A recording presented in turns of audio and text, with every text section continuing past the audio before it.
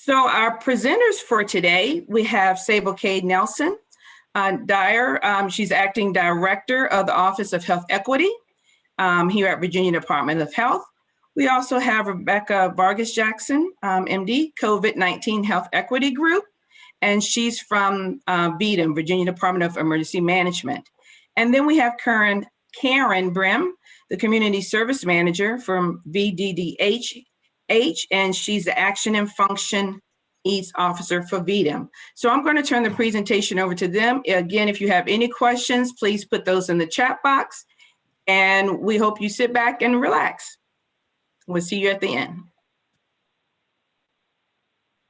Thank you so much, Ms. Tolliver. This is Sable K, the Acting Director, and really excited of the Office of Health Equity, and super excited to talk with you and train you all on some really critical health literacy and communications topics for you as MRC volunteers. Just wanting to go over our training goals and objectives for today. Our first goal and objective is to increase knowledge and understanding of culturally tailored communication. Our second is to become familiar with some of the most common ways to communicate with Spanish speakers and other limited English proficient populations. 3, to become familiar with the most common way to communicate with illiterate and low health literate communities. And finally, to become familiar with the common ways to communicate with people with disabilities, as well as the senior community. Next slide. So these topics that we are going to be discussing today build upon an original cultural diversity and cultural competency one-on-one training that we did back in September. We will be making sure that you all receive the link to that recording, and wanting to make sure that you all can be able to have that information at your fingertips, because we're going to be doing a cursory overview today, but that training will go into a great bit more detail about culture diversity and cultural competency. Next slide. So we thought it was very crucial for this conversation for us to begin where we begin always, which is a foundational understanding of equity versus equality. These are terms that are often used interchangeably, but they are actually quite different. And one of the great definitions that I think that we have that really distinguishes the difference between equity and equality is the quote that we have here on this slide that says, "The route to achieving equity will not be accomplished through treating everyone equally. It will be achieved by treating everyone justly according to their circumstances." Next slide. And so with that distinction in mind, we want to make sure that we gave you all 3 key terms to help guide your understanding through the rest of our conversation today. The first term is health equity, and that occurs when all people and communities have the opportunity to attain their full potential and highest level of health. We compare that with the definition of health disparity, which are differences in health status among distinct segments of the population, including differences that occur by gender, race, ethnicity, education or income, disability, or living in various geographic localities. And we also want to be able to contrast health equity with what a health inequity is.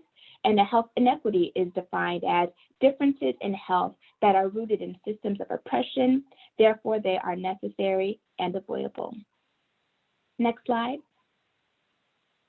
So to drive this point home, we're going to begin with a poll.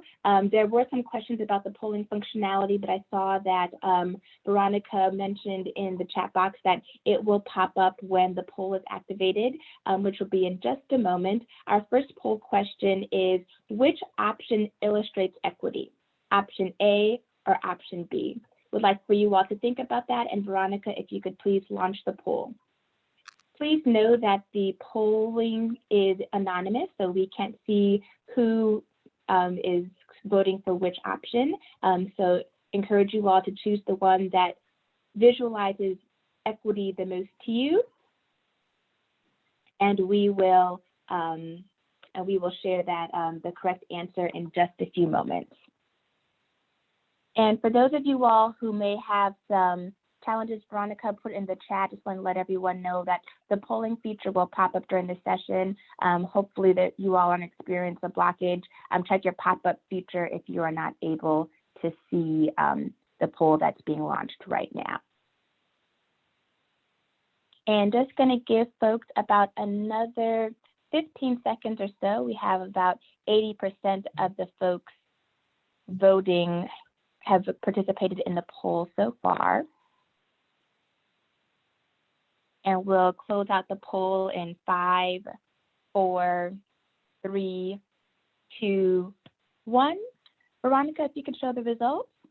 So the majority of the folks got the answer right here. Option A is the visualization that shows equity, versus option B is the one that shows equality. This is a very widely used depiction. It's from the Robert Wood Johnson Foundation. And if we can go to the next slide, we'll explain a bit more about how the visualization demonstrates equity. We know that equality is giving, which is pictured at the bottom of the picture, is giving everyone the same type and amount of resources, versus equity is giving people the type and amount of resources that they actually need. In this case, we have a variety of folks trying to ride bicycles, and the equity approach provides a cycling solution where everyone, despite their various needs or abilities, is able to participate fully in that activity. Next slide. And the other piece that we wanted to go over at a very high level is this understanding of culture, making sure that we understand it's the prism through which we experience and engage with the world. And if we can go to the next slide, please. Specifically, culture embraces the thoughts, communications, actions, customs, beliefs, values, and institutions of racial, ethnic, religious, or social groups. And specifically, culture influences how life and health are perceived, equity versus inequity, how healthcare information is received, how rights and protections are exercised, which is cultural humility, what is considered to be a health problem, how people respond to natural disasters, who should provide advice for a problem, which gets into the concept of bias, and what types of paths should be followed, whether it be politics or some other kind of belief system. Next slide. I will now turn things over to my esteemed colleague, Dr. Vargas Jackson, to talk to us a bit about culturally tailored communication. So good morning, everybody. Thank you for sharing with us some moments to talk about culturally tailored communication. First, let me start mentioning that communication is one of the hardest skills to master. Almost everybody can talk. Not everybody knows how to communicate efficiently.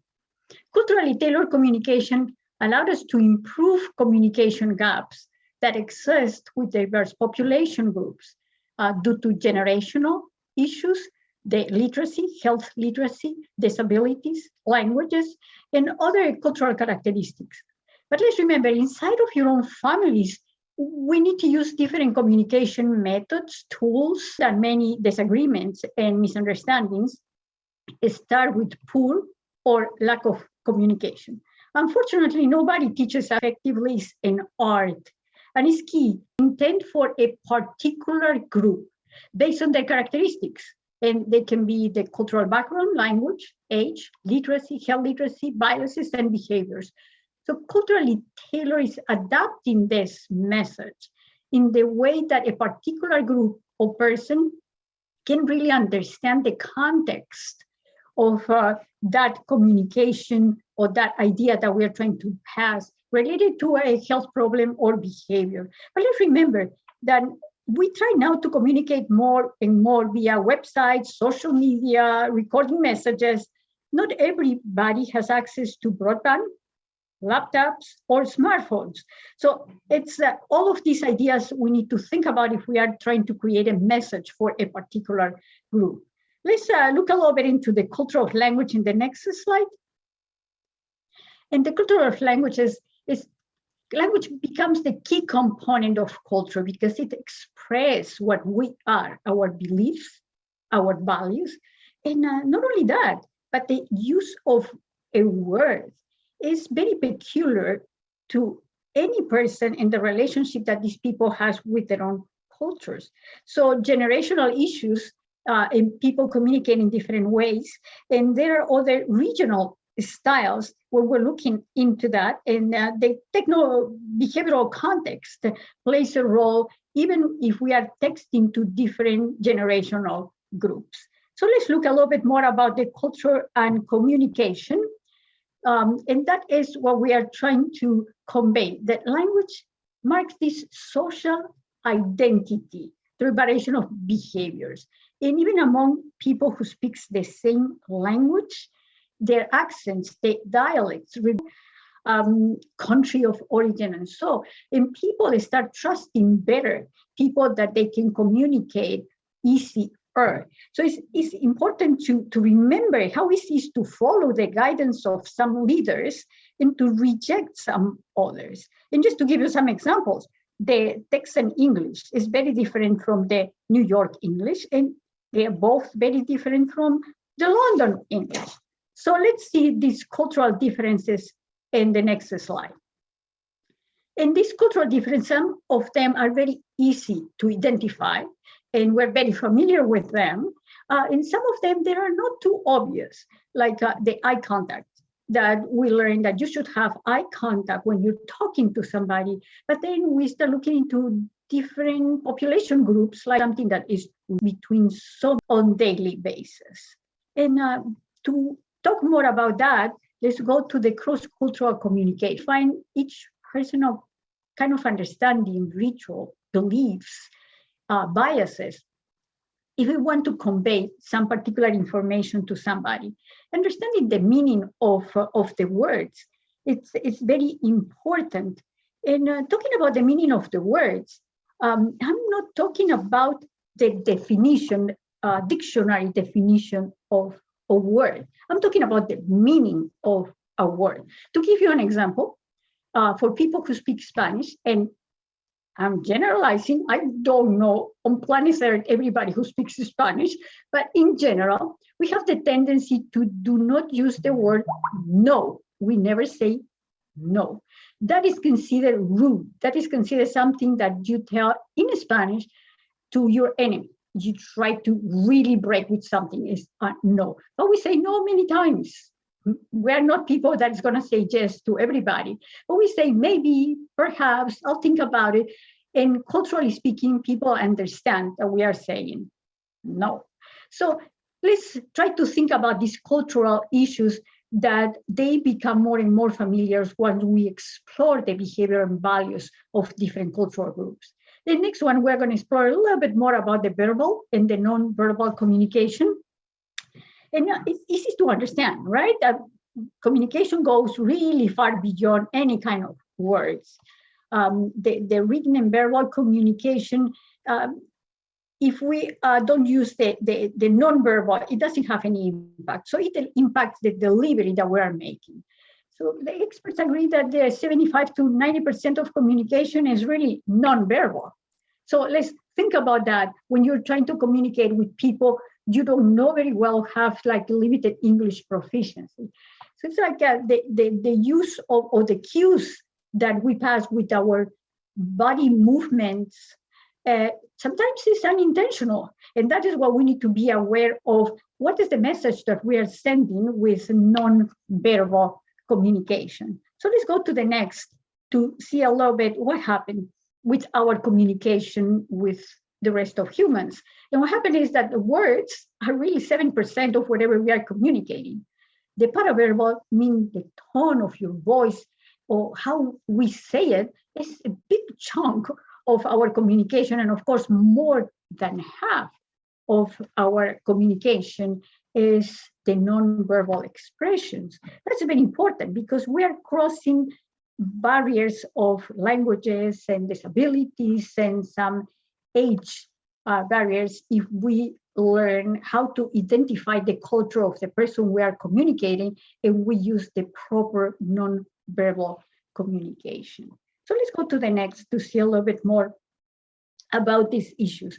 The tone of voice is going to play an important role, and I'm emphasizing on non-verbal because that is the way that makes people feel a little more calm if we don't speak the same language, if the person has a hearing disability and we don't know how to deal with that, but they can see our faces and they can see we're trying to help. So nonverbal communication is something that we need to pay lots of attention to and try to master that particular skill.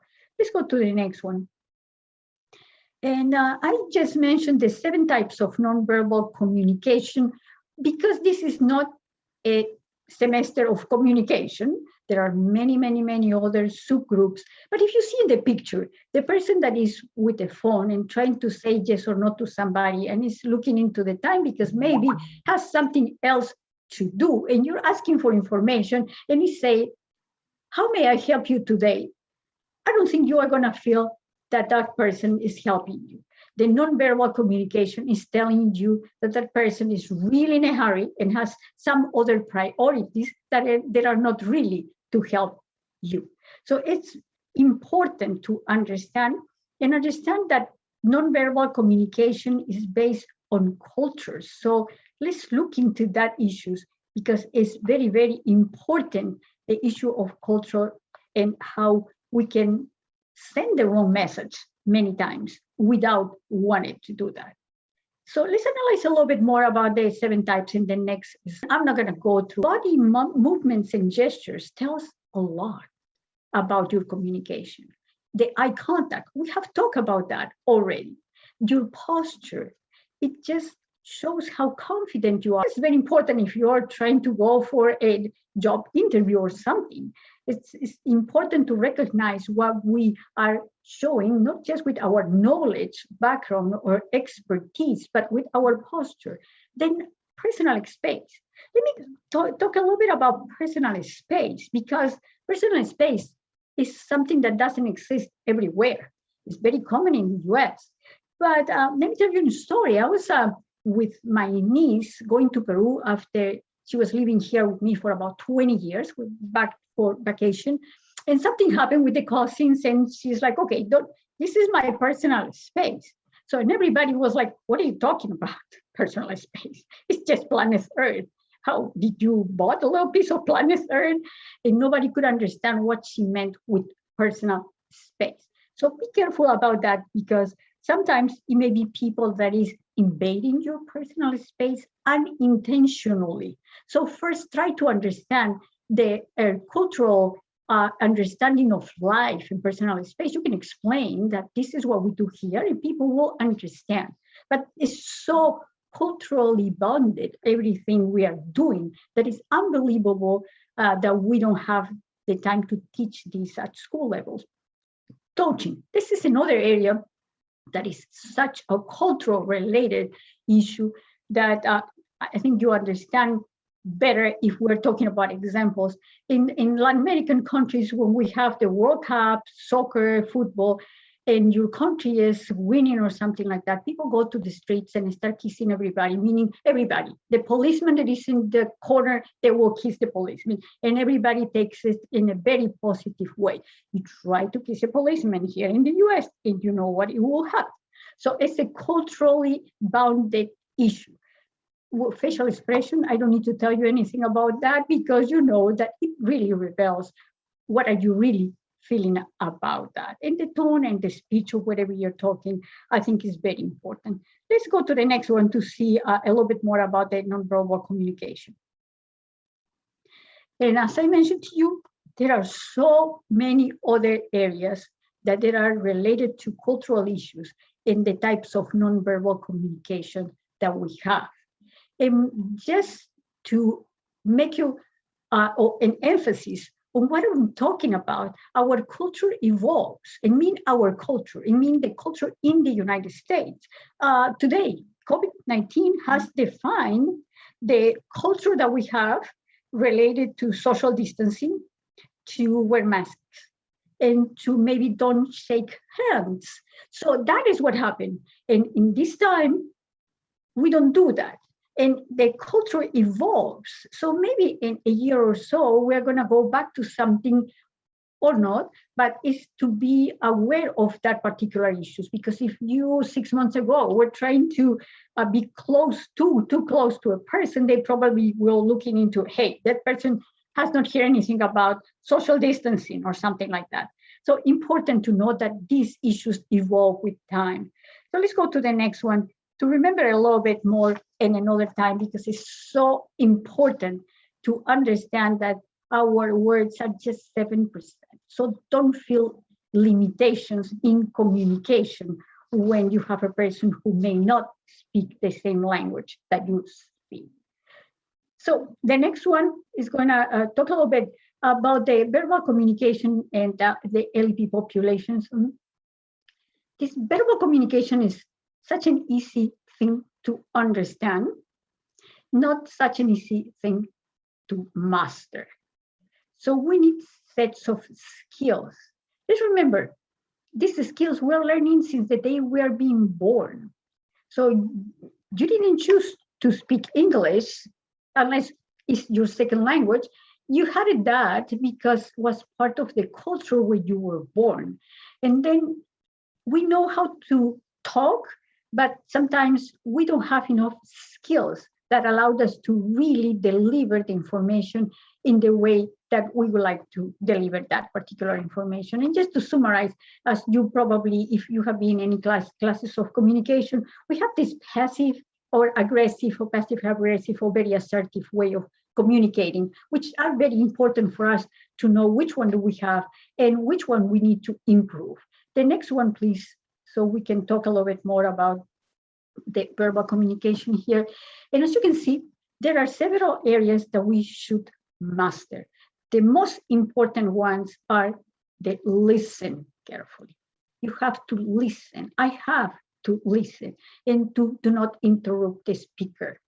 We have to listen, and not just the words, listen the movements, listen everything that is trying to be conveyed to us. And I think from here, we're going to take a little poll, and Veronica is going to help us with that.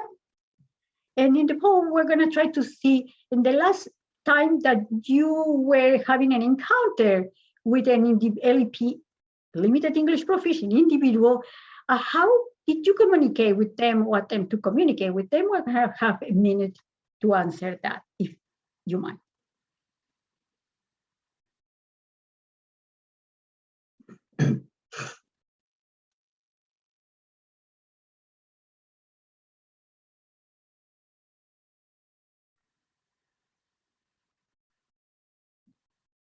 Okay, we're going to try to get to at least 80%. So we have another probably 50, 60 seconds to go.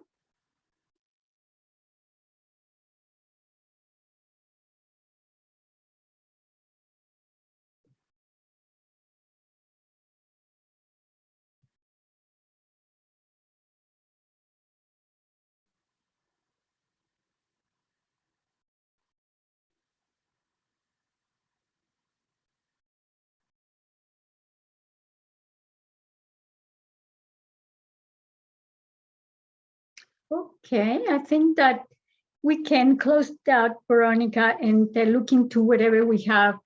And most people have the general idea of calling for assistance, which is probably the most important issue we need to remember. And using the pictures and gestures is interesting. I couldn't read everything, but looking into something else, like people that couldn't hear and asking people to remove the mask. And that is something that probably my colleague is going to address at the end. But we have these masks that they are transparent because, yes, people who cannot hear, they can read our lips. And if we have a mask, it's very difficult for them to do that.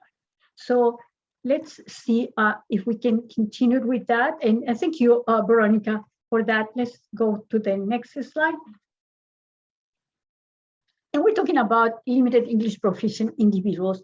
Let me tell you that this information is from 10 years ago, last census. So the projection is that now we have more than 72 million people in the United States that speaks other languages than English. and probably close to 30 million are going to require some type of assistance. As you can see in the map, it's very logical that California, Texas, and New York, Florida, Illinois have the largest concentration of population that is limited English speaking proficient. Let's go to the next. And as I mentioned to you, it's like to remember a little bit the historical context. We don't have an official language in the US. So the debates are coming since 1750, when the predominant languages were English, French in some areas of whatever we know as the United States, and the Southwest Spanish, because the Spaniard conquistadores, they were there. So that dilemma of which one is the official one is moving along for many years. At this point, we have 350 different languages spoken in the US, which is an asset because we have people who can speak and understand so many languages that professionally speaking can help us. And then the most common ones that we have in the census is 2010. So we know that that can change a little bit, but there were Spanish, Chinese, French, Tagalog, Vietnamese at this point. So let's see in the next slide. To communicate easier, I think we are using translators and interpreters, and just making the point that they are very different. A translator is going to be working with words, and an interpreter is going to be working with the oral communication. And everybody who is limited English proficient is entitled to receive assistance. So let's move to the next one. And to communicate, I think we have everything you have been mentioning there. The nonverbal, they speak soft or loudly, they try to have a very clear enunciation of words. But the most important probably is to be able to call for a live interpreter or somebody over the phone. To use infographics, pictures, and designs are important. But something to highlight is to take a second. And then what language the person is speaking. And to put you in some context, about 30 years ago at Howard University Hospital, I opened the first office of multicultural affairs because since I spoke Spanish, everybody who spoke other language was sent to talk to me. And that was the main gap that we had in communication. So even if you are asking for an interpreter, you need to know what is the language you want. If we shake hands, well, now we start to easy because you know that they are coming and the directions that you're going to provide it. So it'll be something really key for us. Using the flyers in the picture that they were developed for LEP populations are very important. Not all material or not all flyers or pictures are developed for the use of LEP populations. If a flyer is for an LEP person, a phone, and a telephone number, period. Just one message at the time. The next, please. And then we need to start checking for understanding because it's useless for us to keep talking and talking if people is not understanding what we are trying to convey. Example is if they are coming for a vaccination is to ask in person or through an interpreter, tell me, what are you going to do after being vaccinated? Message. If you are writing as one interpreting services, and think if we to enter any specific questions that they have for Dr. Vargas. It was a conversation in more limited English proficient individuals, and wanted you to discuss that while I'm looking for some additional questions from our training group. Sure. I think that we have had that experience for many years, and it was getting worse and worse with the problem with COVID-19. But the Google Translator is not recommended for anything that is seriously information related to legal or health related issues. Google Translate passes one word from a language to the word in other language that cannot be appropriate, the use of that word in the other language. So it creates confusion among the readers of the other language. And so what we are normally doing and encouraging doing for the past probably 15 years or so is to really trans-create a message. Also put it in the chat function, but I wanted to see, there's a question here from one of the participants that I'm wondering if Ms. Tolliver could answer. It asks, can we use the call center if we have an ID code?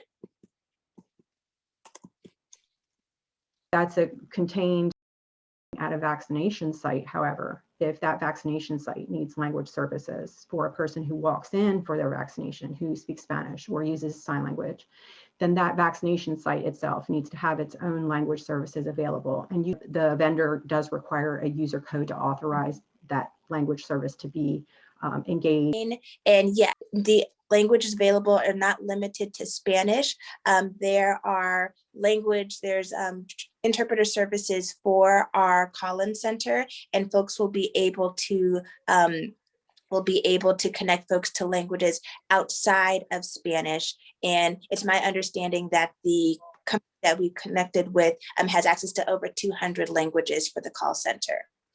And thank you to Ms. Tolliver for putting in the information. She put in the FAQ, the link for our frequently asked questions document by the Virginia Department of Health into the chat box, just for if people are asked any other kinds of questions or want to familiarize themselves with some Virginia specific resources, the FAQ would be a great start there. So with that, I'm not seeing any other additional questions in the chat right now. So if we could go to the next slide, please. So now that we've talked about discussing things with individuals with limited English proficiency, we're going to want to talk about those for whom English may be their only language, and talking about the challenges of illiteracy and low health literacy and its impact on our ability to have folks understand public health information. Next slide. So taking things at the big picture, wanting to make sure that people understand that that illiteracy and low literacy is a major issue here in the United States. We have about 21% of our population, so that's about 1 in 5 adults, who have low English literacy. And that could have a wide range, folks being more likely to be in jail or on welfare. We know that about 40% of them or so live in poverty. We know that they have lower high school graduation rates. And the cost, not having a functionally literate society ultimately ends up having a tremendous cost on society and could ultimately have an impact on our ability to be successful in our COVID vaccine efforts. Next slide. So wanting to give you all as MRC volunteers ways to kind of pick up on people who and engage folks who may be masking or coming in and presenting with low literacy. Research has been done, and it's been shown that people with low literacy skills are masters at concealing this deficit. Some of the things that you may hear when you're engaging with folks in the clinics is, I don't have my glasses, or I'm too tired to read, or I'll read this when I get home. And it's also important for you all to note that poor readers often lift the text closer to their eyes or point with their finger while reading. These are really helpful things for you to pick up on as you're engaging with folks, so you can employ some skills that I'll talk about in just a few moments to make sure that what you're telling the folks who are coming in to be vaccinated, that they will be able to resonate and be able to operationalize the information you're giving them.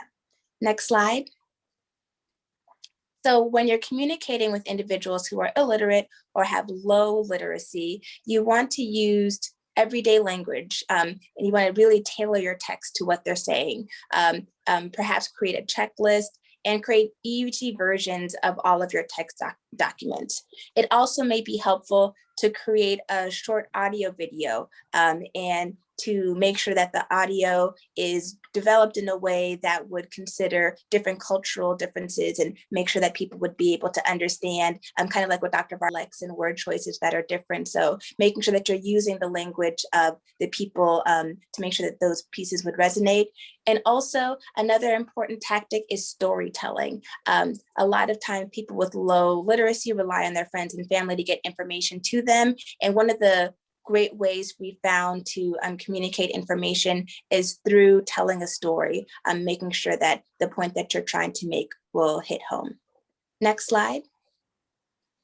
So now wanting to delve a little bit deeper into the difference between literacy and health literacy. So literacy is the ability to read and write, but health literacy is a little bit different, and it's the cultural, cognitive, social skill which determines the motivation and ability of individuals to gain access to, understand, and use health-related information. Next slide. Health literacy is different, though, from health education. It's important to note that health education is a public health activity by which individuals and groups learn health-related topics. Health literacy does not address personal motivation, the cultural background, the social skills, provider bias. It doesn't take learning disability accounts or stigma.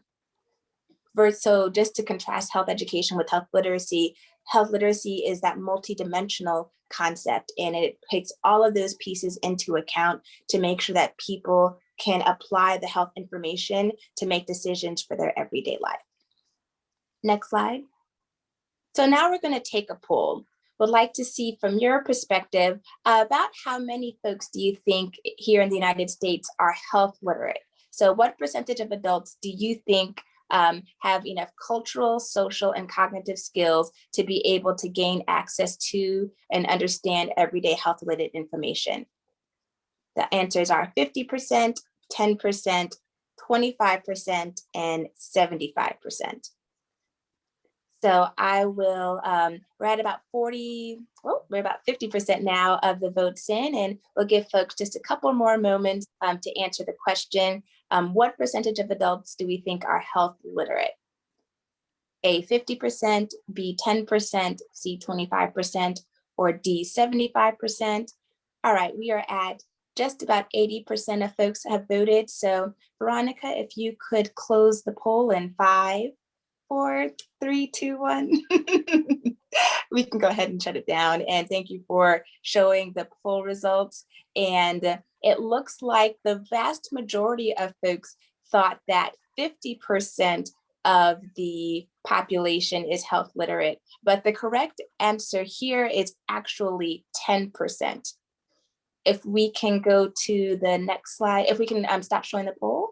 And thank you for going to the next slide. So just to reiterate the correct answer here, only 10% of adults have the skills that they needed to use health information that's routinely available in healthcare facilities, retail outlets, and the media.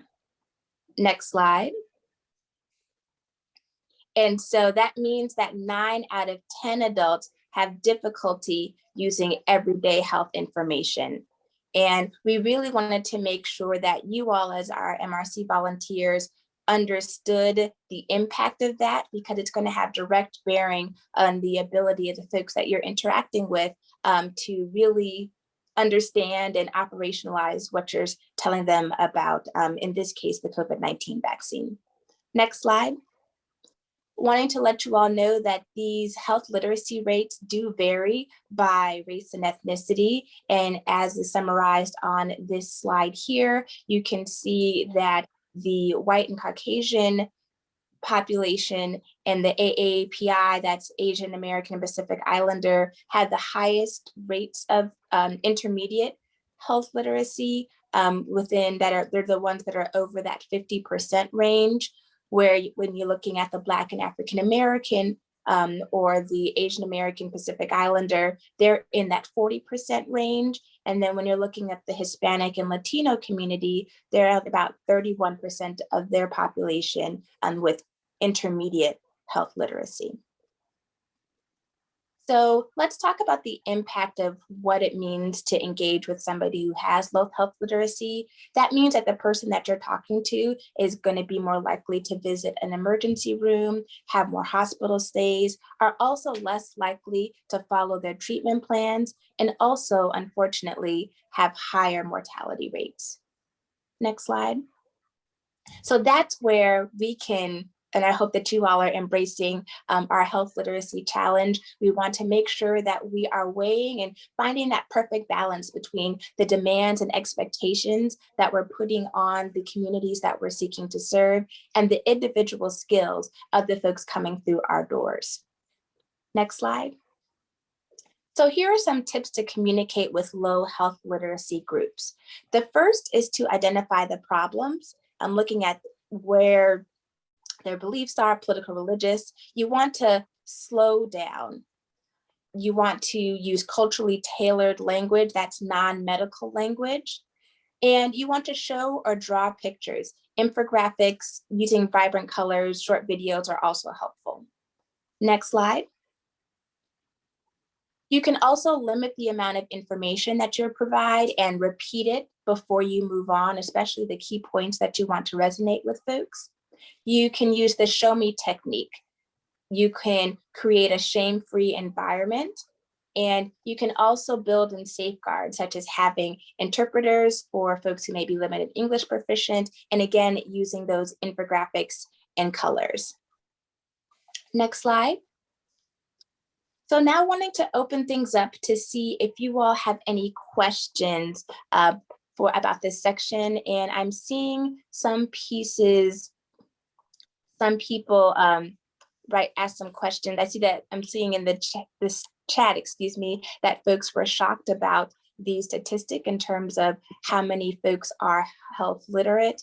And I'm seeing a question about how can one quickly assess one's level of health literacy. One way to do that is just to ask folks to reflect back on what information that you're asking them to act on. So for example, in this, our COVID-19 time, making sure that people understand when you say, oh, can you go have a seat for 15 minutes, making sure that people ask a follow-up question to see if people are understanding the information that you're giving them, and making sure that you just have folks who routinely monitor to make sure that folks are following the guidelines that are in place for that particular area where you all are serving. And I see somebody is asking what the show me technique is. It's my understanding that to have people to demonstrate if there's a particular area that's hurting, or if they have a concern, having folks to point to it on their body, and having them to show you in using that body language to communicate instead of words, especially if folks aren't familiar with medical jargon and may be put off by that kind of language and wouldn't be able to understand it. And I'm out. I'll turn things over to Services Program Manager at Virginia Department for the Deaf and Hard of Hearing. I've also been serving as the Access and Functional Needs Officer, supporting the Department of Emergency Management. Basically being a person who can be a touch point for information, concerns, and issues that come up around accessibility to services and information about COVID-19. Just as an aside, I'm also a credentialed sign language interpreter and an instructor at Community College Interpreter Education Program. So a lot of what Dr. Vargas Jackson has covered with you is familiar to me, but not familiar to a lot of people who haven't really had to take advantage of the services of an interpreter before, or actively worked with people from other cultures who use other languages. So I really thank her for the information that she shared earlier. So to get started with our information regarding people with disabilities, what I'm going to talk about today is a very broad overview. We could talk hours and hours about the various considerations and guidance along with interacting with people with disabilities, but I wanted to give you a snapshot of the things that you would want to consider interacting with people with disabilities. This slide gives you a more sort of legal clinical definition of what what constitutes a disability. So a person with a disability is a person who has a physical or mental impairment that substantially limits one or more major life activities. So those are those daily activities of daily living, like mobility, communication, ability to take care of personal needs, those sorts of things. And the law defines disability as the inability to engage in one or more of those substantially gainful activities, those activities of daily living, due to some kind of a mental, physical, or mental impairment. They have unmet health, don't have the ability to afford care that's not already covered in the county identified as person with disability, versus only 5.8 in Loudoun County. And so where you live can also impact the percentage of the odds of more frequently interacting with a person with disabilities. And just as an aside as well, far southwest Virginia is an aging population. They have a higher concentration of people who are 65 and older than a lot of the other areas of Virginia. And so that can impact the overall sort of demographics of the people that you're serving on a regular basis. Next slide, please. So getting into effectively communicating with people with disabilities, you have to remember that there is diversity in disability. There are no two, if you've met one deaf person, then you've met one deaf person. If you've met one person in a wheelchair, then you've met one person in a wheelchair. People have their own needs and their own constellation of health conditions that make them present as a person with disabilities. But there are also some people who don't actively identify as a person with disability, or acknowledge that they have a disability. That's most common in people who acquire a disability later in life, and either for whatever reason, personal or otherwise, have not personally accepted the idea that they now have a disability where they did not have one before, or they've just not realized it. And again, my emphasis, because I work for the Virginia Department for the Deaf and Hard of Hearing, a lot of my examples are regarding the deaf community. During COVID, there's been an increase in the number of people who did not realize that they had some sort of hearing loss, because we've been forced to work virtually, and we realized that depending on the sound system that you're working with, you may or may not be able to hear very well. And sometimes it's just a technical issue, but sometimes it's because you realize, oh, I'm really not hearing as well as I thought I was. And so there has been an increase in the number of people asking about hearing loss during COVID, because it's become apparent to people who did not really realize it before. People with disabilities may need assistance booking an appointment or getting to a vaccination site. They may need assistance understanding some of the terminology involved. They might need assistance being able to actually navigate a website, in which case that phone number to the call center is going to be really important, because they can have a call assistant guide them through that process and make it easier for them. Sometimes people with disabilities will have someone who is making the appointment for them and acting as a guardian or a personal care assistant, or providing that assistance of some kind. And once they get to the vaccination site, they might also need to continue assisting that person, or the vaccination site staff might need to provide additional assistance in order to get that person to navigate through the vaccination site, whether that's pushing a wheelchair at their request, or whether that's being a sighted guide for a person with a visual impairment. It can vary, but they may or may not bring someone with them in order to assist them with those activities. If they brought someone with them, then the social distancing requirements need to be sort of more flexible, because that person needs to be near to that person to be able to provide support. You can also vary the provision of services and provide car-side or curbside vaccination, so that it's more comfortable for a person to be able to receive vaccination rather than coming into the building.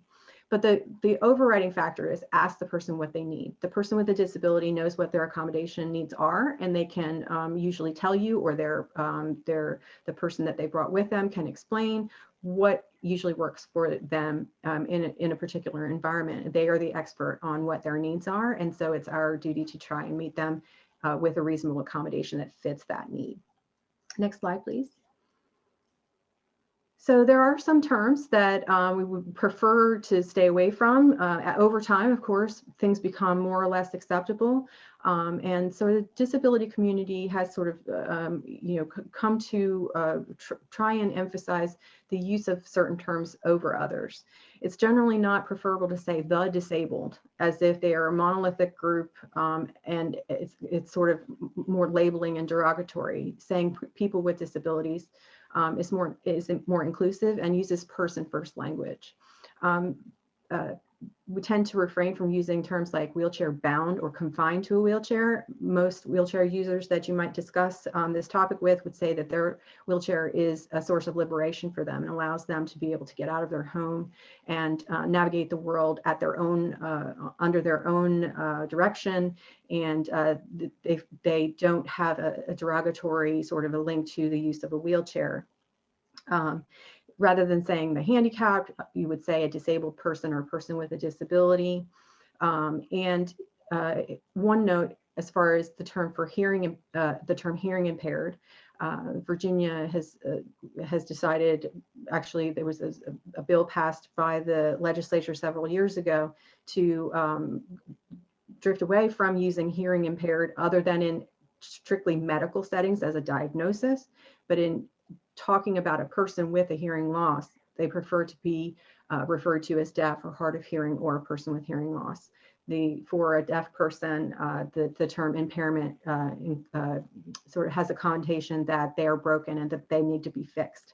And so the deaf community, because they sometimes have their own language, there is a cultural connotation there as well. So just to be advised on that. And that the word disability is not a bad word. It's okay to say disability, and it's actually sort of discouraged to use other sort of euphemisms like special needs, differently abled, handy capable.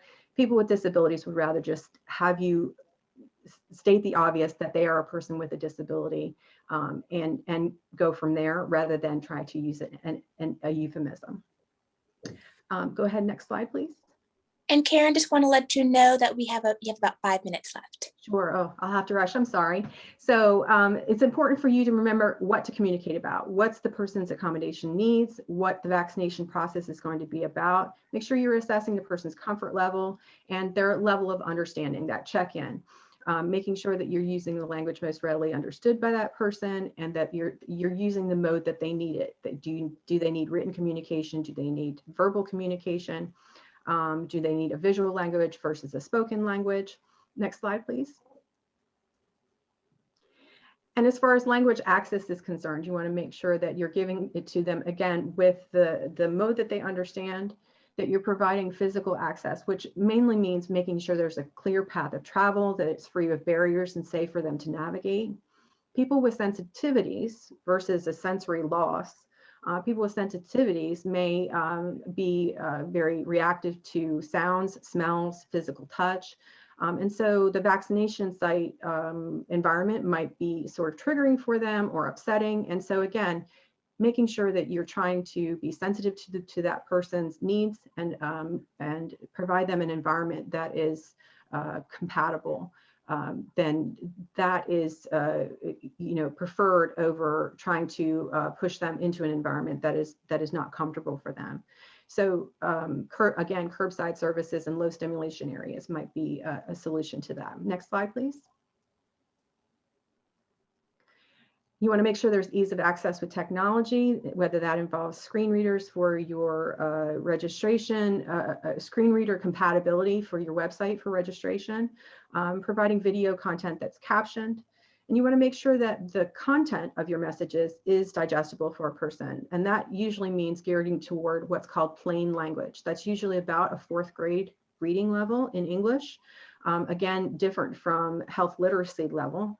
But to make sure that you're stating things simply without jargon so that the person can access that information readily. And using iconography, using infographics can also be really supportive to people's level of understanding. Next slide.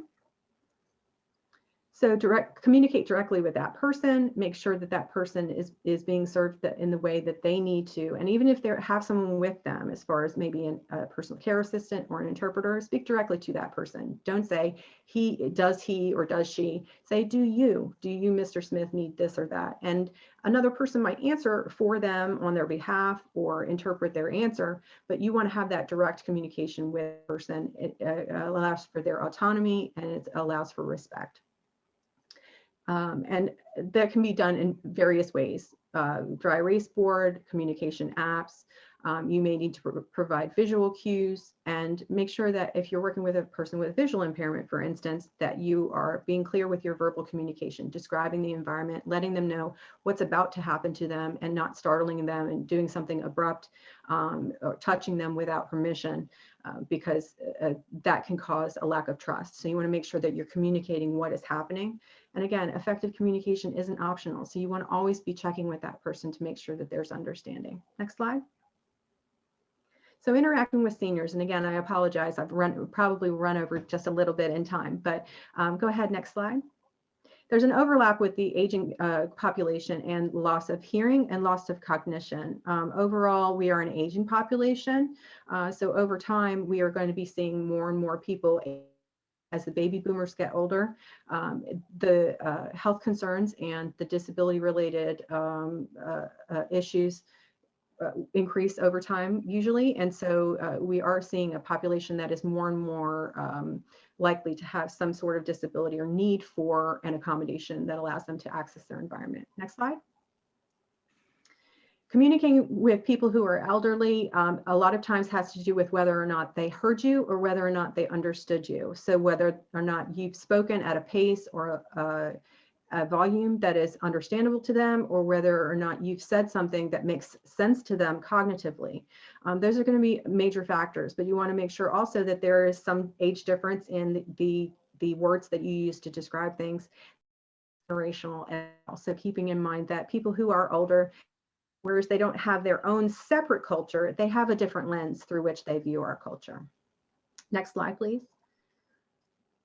So nearly 25% of those who are 65 to 74 and 50% of those who are 75 and older have a hearing loss. So hearing loss is a major factor in whether or not an older person understands what you say to them or information that you've given them. 12% of Americans over 65 and 15% of those over 75 have a vision loss that may impede their ability to read or engage with material that you give them, or to see their environment in order to maintain their own safety. And also cognitive decline happens over age 65, and that can be a major factor. Again, they might hear you or they might see you standing there, but what you say to them may or may not make sense to them. Next slide, please. So you want to make sure that you're respectful to a person who is older. Don't infantilize them. Treat them as appropriate in a way to their age and appropriate for their age. Make sure that an older patient is comfortable. Try and establish that rapport. Even if you're rushed, try and take the time to be able to engage with that person so that you can build that trust factor, and avoid interrupting them. Let them express themselves, and it may take them longer than a younger person, because it may take them longer to pull their thoughts together. You want to make sure that you're making that connection with that person, and try and, again, not to simplify the language because you necessarily want to be patronizing. You want to simplify your language in order to make sure that you are readily understood. Next slide. So allowing extra time, face-to-face contact.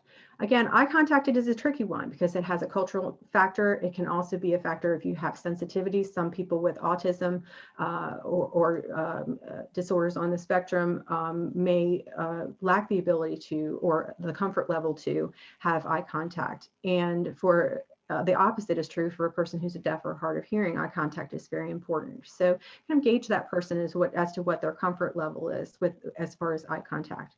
Listen to that person, stay on one topic at a time. And if you find that a person didn't understand you, try and clarify, did they not hear you or did they not understand you? If they didn't hear you, repeat what you said louder, slower, in order for them to be able to catch what you said and understand it. If you think that they didn't understand it because some kind of a cognitive issue or because the language that you used was too complex, then you can try and rephrase what you said in order to match their level of communication engagement.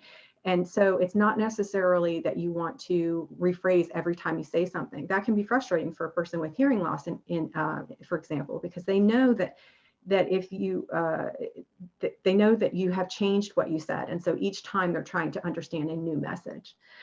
So again, clarifying, did they not hear me or did they not understand me? That can, in and of itself, can help you to more effectively engage with a person who's older. Next slide, please. And again, nonverbal communication can be helpful for seniors and people with disabilities, just like it can be for people with limited English proficiency. And again, like Dr. Vargas Jackson said, you don't necessarily want to translate, which is direct word for word translation, but you might want to transcreate something, which is taking the ideas that you're trying to convey and conveying them appropriately in a culturally tailored way into the other language. You want to make sure that the font that you're using for written material is large enough for a person with a visual impairment to see it. And again, overall, you want to make sure that you've allowed that person to tell you what they need, try and meet them where they are in order to provide that for them, and make sure that you build that trust and rapport. That in and of itself can make communication a lot easier, not only for people with disabilities, but for people with limited English proficiency and for seniors as well. Next slide. And so let's go ahead and launch a poll. Who should decide what kind of accommodations are provided to person with disabilities in the environment that you're working with? Should it be the personal care assistant? Should it be the person with a disability or a senior? The health department? Should the vaccination staff make that decision? Or maybe a member of the family that has come with them? I don't think it's going to take very long for us to answer this question. It's looking like we're getting a pretty solid reaction from the audience here. We're at about 60% response rate here. So we'll wait just a few more seconds and then we'll go ahead and reveal the answer. Okay, we're at about 82. So we'll close it in 5, 4, 3, 2, 1. Okay, go ahead and reveal the answer. And you all, most of you did come up with what we would determine to be the correct answer there. The person with a disability or the senior should be ultimately the one to express what their appropriate accommodation or what their needs are.